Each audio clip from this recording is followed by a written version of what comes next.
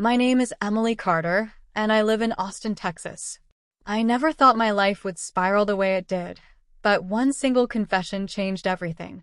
I had a husband who loved me deeply, a man who stood by me through thick and thin, and yet I destroyed it all with one reckless admission. It started a few years ago when I was in a long-term relationship with Ryan Mitchell, my college sweetheart. Ryan and I had dated for 6 years. Everyone thought we would end up married. I believed it too, until one day he blindsided me. He told me he needed space, and within weeks, I discovered he was with someone else, a coworker he claimed was just a friend. The betrayal shattered me. I had given my best years to him, supported him through grad school, celebrated his career wins, and dreamed of a future together.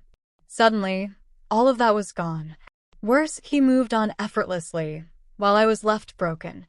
In that storm of heartbreak, anger, and humiliation, I met Daniel Carter. Daniel was kind, patient, and everything Ryan wasn't. He listened when I ranted. He sat with me when I cried, and slowly, his presence became my safe space. He didn't pressure me. He didn't judge me. He simply cared. Within a year, Daniel proposed.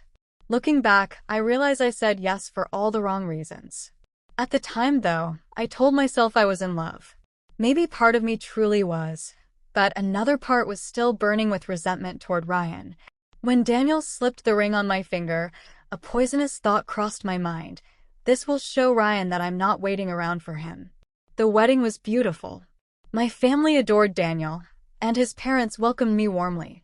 For a while, I convinced myself I had moved on. Daniel and I built a life together. We bought a cozy townhouse, adopted a golden retriever named Max, and filled our home with laughter. On the surface, everything looked perfect, but shadows of my past lingered. Ryan occasionally appeared in my social media feed, and every time I saw his smiling face with his new girlfriend, bitterness flared.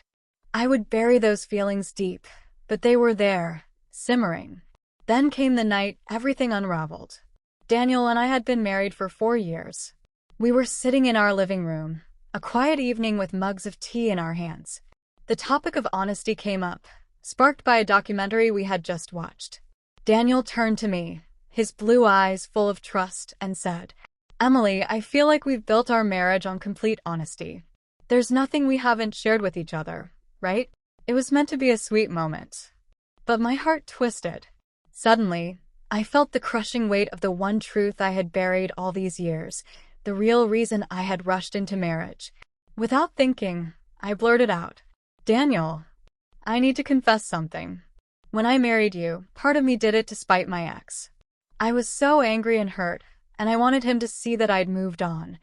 I wanted to prove I didn't need him. I know it sounds awful, but I didn't get to finish." Daniel's face went pale. His mug slipped from his hands and shattered on the floor. Silence filled the room, heavier than any argument we had ever had. "You married me to get back at someone else?" His voice trembled. "No. I mean, yes, at the time I was still hurting, but I do love you now, Daniel. I swear I do. You've been everything to me, and I wouldn't trade our life for anything. Please let me explain." But Daniel stood up, his expression a mix of heartbreak and disbelief. 4 years, Emily. 4 years. And you're telling me now that I was a rebound? That this whole time, I was second place?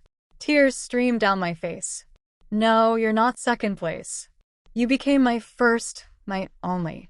Please don't twist this. I was broken back then, but you healed me. I love you."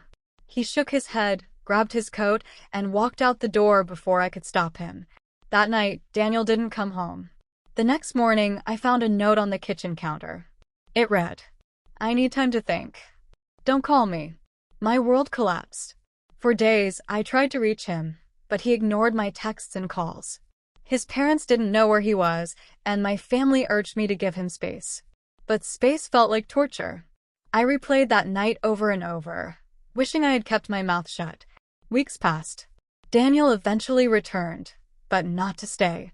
He came to pack some clothes, his face tired and guarded.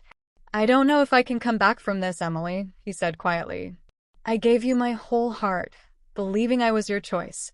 Now I feel like I was just convenient." a weapon in your war against someone else. That's not what marriage should be. I begged. I pleaded. I promised I would do anything to prove my love. But he simply shook his head and walked away again. Months dragged on. Counseling sessions, long letters, tearful conversations. I tried everything. Daniel listened, but his walls remained high.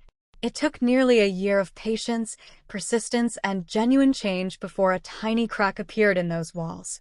I stopped focusing on proving myself, and instead worked on healing the bitterness I still carried from my past. I deleted old photos of Ryan, cut ties with mutual friends, and even reached out to my therapist for help processing unresolved pain. Slowly, Daniel began to see that I was serious, not about erasing the mistake of my confession, but about building a healthier foundation for our marriage. One evening, after yet another difficult session with our marriage counselor, Daniel finally looked at me with something other than anger or disappointment. His voice was weary, but softer. "You really do love me, don't you?" I nodded, tears streaming. "More than anything. I married you for the wrong reason at first, but I stayed for the right one. Because you're my home, Daniel. You always have been." That night, for the first time in almost a year, he held my hand again. It wasn't a full reconciliation, not yet, but it was hope. Today, as I share this story, Daniel and I are still working on us. Some scars may never fully fade, but I've learned that love isn't about winning against the past. It's about choosing each other every single day, with honesty and humility.